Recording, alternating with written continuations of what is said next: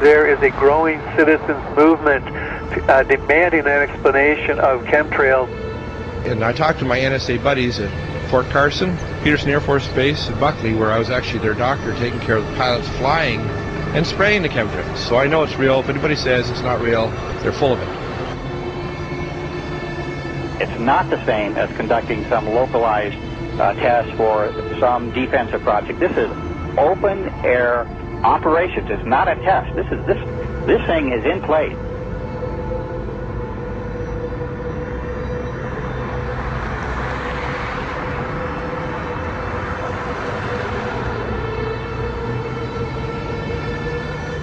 It didn't start till about 1996. Exactly. And, growing up my whole life, a condensation trail disappeared, the 20 seconds, a minute, 2 minutes. And now it can be in the summer at like 4,000 feet, and there's these big clouds behind jets.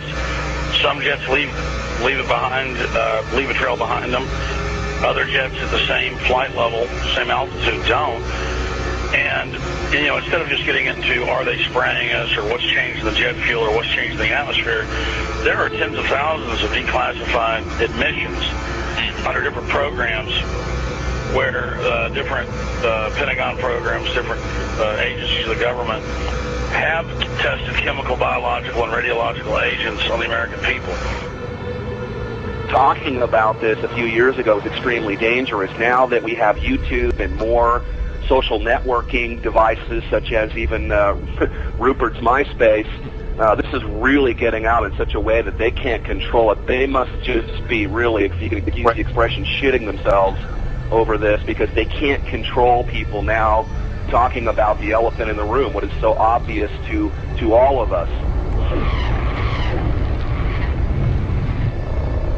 There's a feeling from that area that the state doing all of these weather modification programs might not be doing it for the benefit of the citizens of Texas and other states that they may impact as well. Well, many of the planes that we're seeing here in Abilene will actually turn whatever they're spraying on and off right before our eyes. I mean, you'll see a plane up there flying like normal, and then all of a sudden it starts spraying.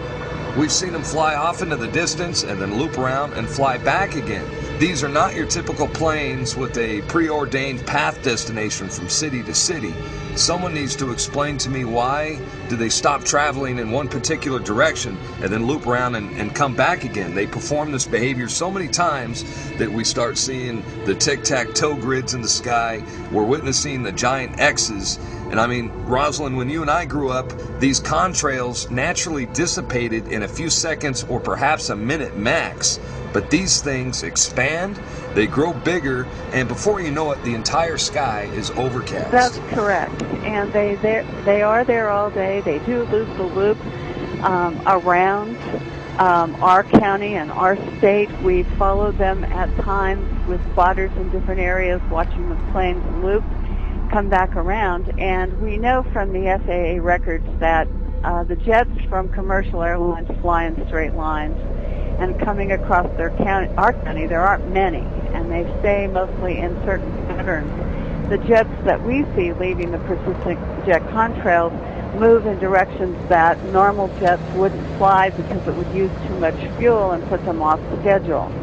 And the jets that we see here do loops. We've got pictures of them looping the same X's and crosshatches. But I believe that some of that, not only are they looking for keeping something in the air almost all the time, but we feel that some of the markings are to mark the start and stop areas for their programs so that they can watch their experiments either from satellite or the ground.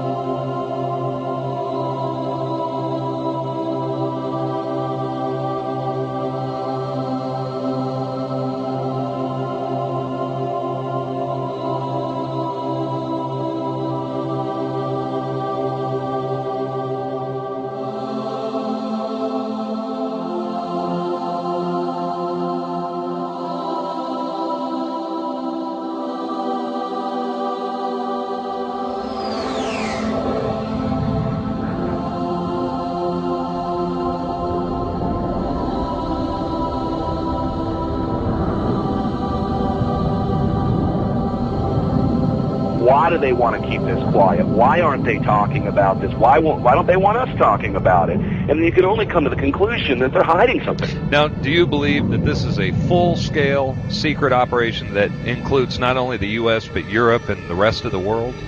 Well, that's apparent because you can see the pictures from all over the world, and I get them constantly. Some areas are worse than others. The excuse for this is, number one, weather modification, number two, to save us from global warming, and number three, to save us from the terrorists. A lot of these programs, of which there are many patterns and which has been designated as wake vortex simulation carried out by NASA Langley Research Center, many of these operations and the patents go on to explain how if there is a biological attack by terrorists at some point, that these exercises and practices will, in a sense, save us with the spider webbery that comes down from the aerosol spraying, potentially gathering the chemical mass spray that could be sprayed on any given population. The problem with that is the terrorists don't have the means to deliver this. They don't have the access to deliver this over the American populace per se.